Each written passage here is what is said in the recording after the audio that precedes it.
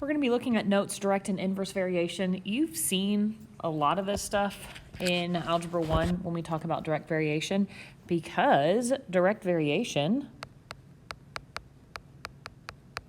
they're just linear equations and they have no y-intercept. Correction, the y-intercept is 0. Rational equations in the form y equals a divided by x, well, this is inverse variation. A is called the constant of variation. Sometimes we use the letter K instead of the letter A. Examples of direct variation: hourly wages.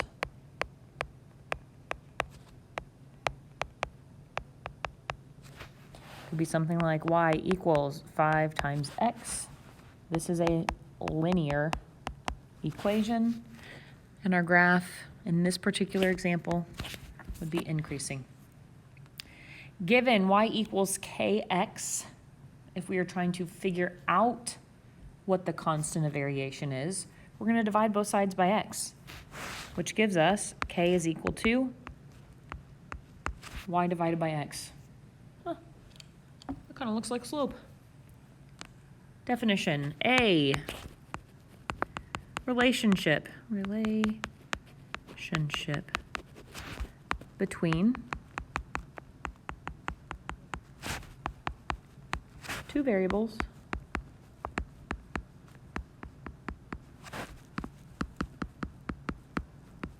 where the ratio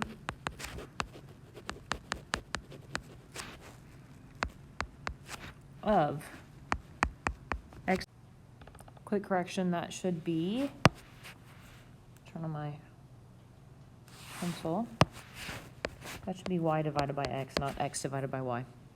So y is constant. Let's look at the other side. When we're talking about inverse variation, an example of this is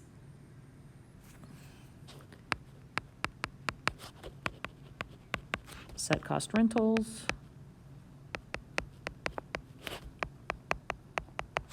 like Airbnb. Our graph is going to look something like this. We still have our axes.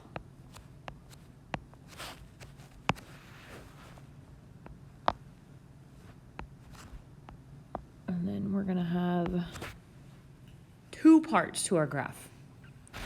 When we are given y equals k divided by x, we're going to multiply both sides by x, which gives us our constant is x times y. This is how you find k for inverse variation.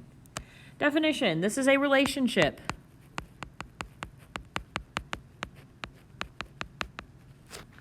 between two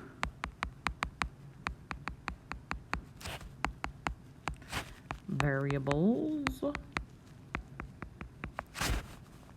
where the product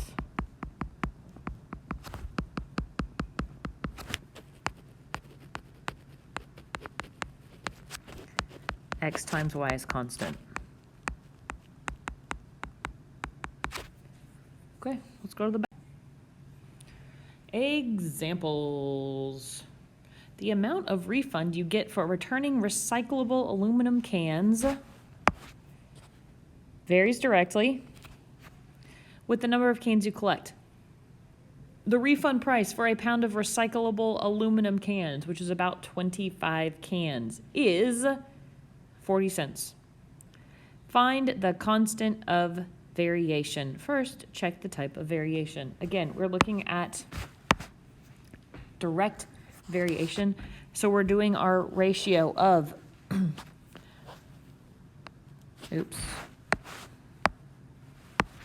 y over x.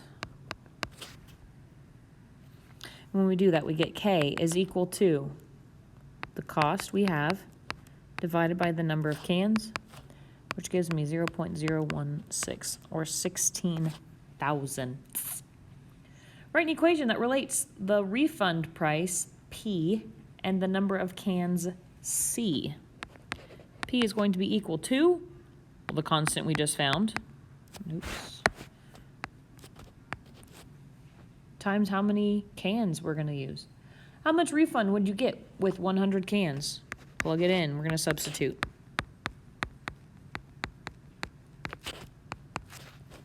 That's just $1.60. If you wanted to earn $100, how many cans would you have to return? So I have 100 is equal to my equation. I'm going to divide both sides.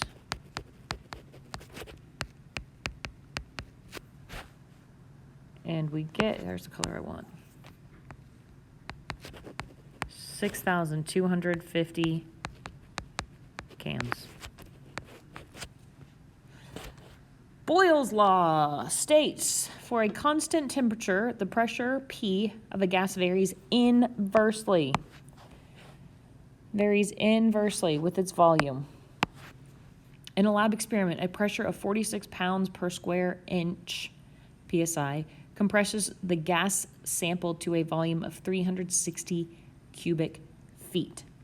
Again, we're looking at inverse variation, so I'm going to multiply my x and my y. 46 times 360, which equals 16,560. Write the equation that relates P to V. So my pressure is equal to my constant divided by my volume. What pressure would be necessary to compress the gas to a volume of 276 cubic feet? Substitute 16,560 divided by 276, and I get 60 psi. According to your model, could you compress the gas to have a zero volume? Explain. Well, let's look at a zero volume. That's telling me my volume is zero. Is this possible? No. Mathematically,